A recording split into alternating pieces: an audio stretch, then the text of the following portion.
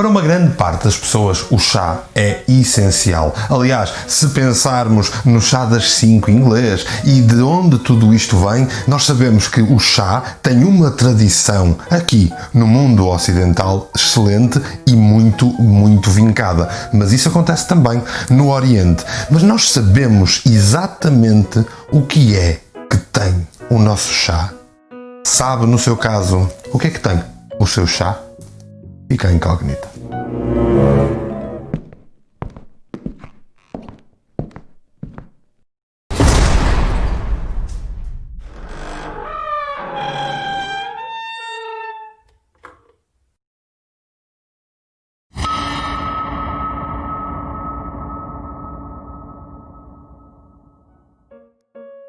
Nós bebemos chá porque sabemos que as ervas nos fazem bem. Nós sabemos que vem de um processo natural e ao longo dos tempos fomos entendendo que determinadas ervas, determinadas coisas que nós podemos usar em infusões, sim, porque chá é nada mais, nada menos do que o nome de uma das plantas. No entanto, nós generalizamos. A verdade é que a infusão de ervas é utilizada desde longos tempos. Nos dias de hoje é muito importante e em algumas casas é até sagrado.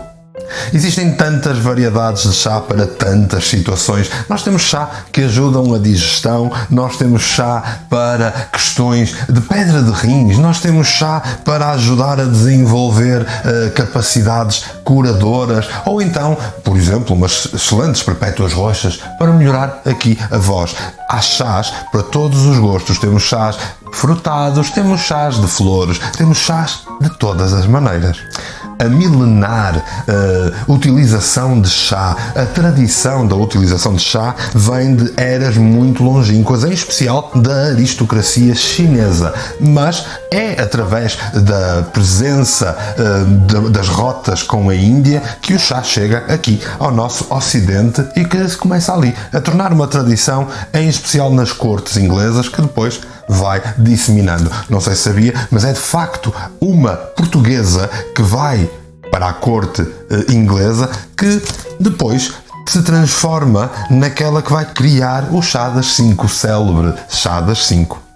Só que, na verdade, o chá era visto maioritariamente como uma espécie de remédio para ir ajudando todas as situações do dia-a-dia, as maleitas que pudessem existir e, acima de tudo, para funcionar para cura de situações, doenças ou momentos, estados, por exemplo, o estado depressivo, o estado de cansaço e tudo mais. Isto inicia muito ali na aristocracia chinesa, onde, por exemplo, a Camellia sinensis, um dos chás mais utilizados naquela altura, era transformado em pó depois de seco para criar estas infusões que acabavam por ser uma espécie de remédio da altura. A água fervida ou água a ferver, e vai depender se é uma infusão ou não, tudo isto era algo que era milenário, era um conhecimento que foi passando de geração para geração, país para país, cultura para cultura. Mas chega aos nossos dias de hoje como algo que nós já perdemos o controle. E, como eu dizia no início, será que sabe aquilo que tem o seu chá?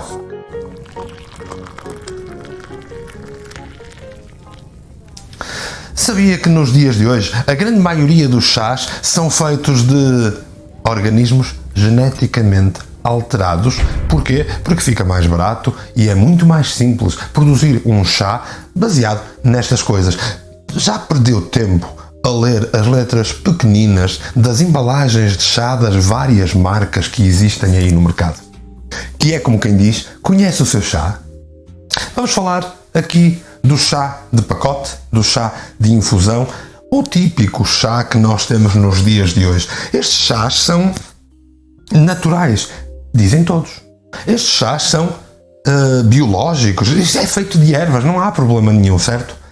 Mas não é bem assim que as coisas funcionam. Vou-lhe dar alguns exemplos.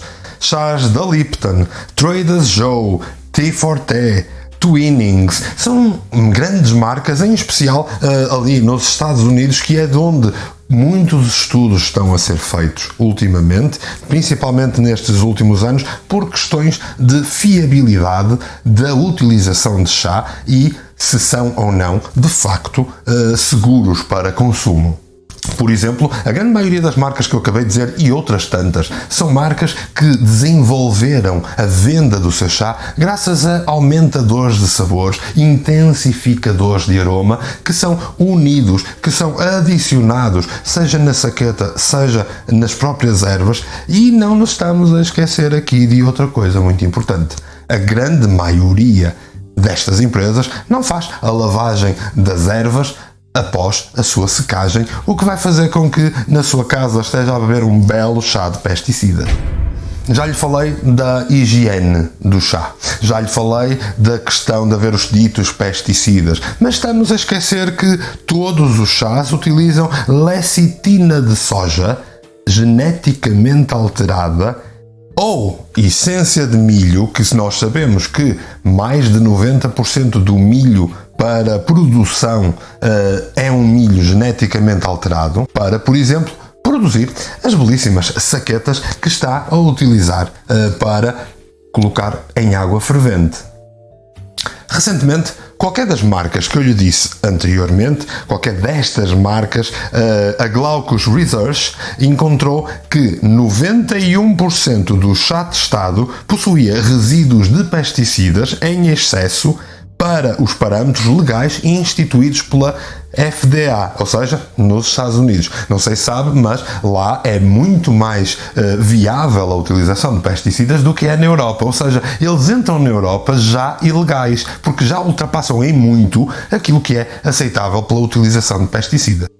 Vou-lhes dar um exemplo muito conhecido nos Estados Unidos, que é o chá da Celestial Seasonings, que tem ali o Sleepy Time for Kids, ou seja, uma coisa para ajudar as crianças a dormir. E o que é que tem? Contém 0,26 partes por mililitro de propaclor, ou seja, estamos a falar de um tipo conhecidíssimo de carcinogénio, ou seja, algo que está a ser acrescentado ao chá para que ele funcione melhor, para que ele fique mais barato, no entanto, é cancerígeno.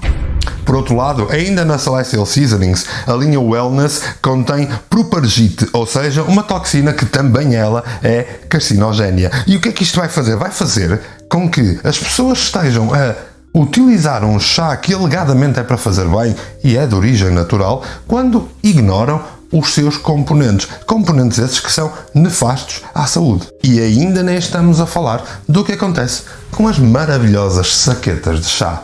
Sim, algumas são em papel. Sim, noutras são feitas de milho geneticamente alterado.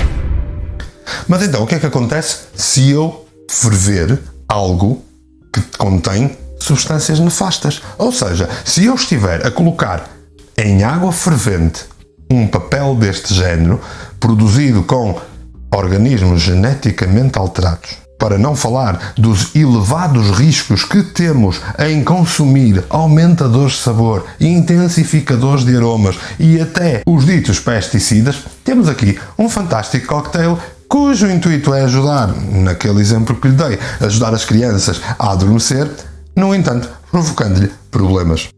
Não podemos negar o elevado risco da utilização de chá. E fica a minha questão, já procurou no seu chá quais são os componentes extra às ervinhas fantásticas que acha que está a consumir?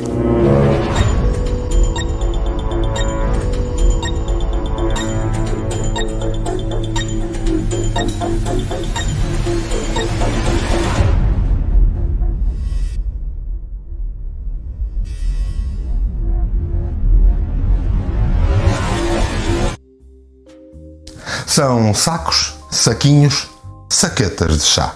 E de facto, estes sacos, saquinhos, saquetas, saiu recentemente num artigo no The Atlantic que discutia ao pormenor a importância destas saquetas que vão ser utilizadas no nosso dia-a-dia e que pululam em todas as casas do Ocidente. Em sua casa vai dizer que não tem destas saquetas? Claro que tem.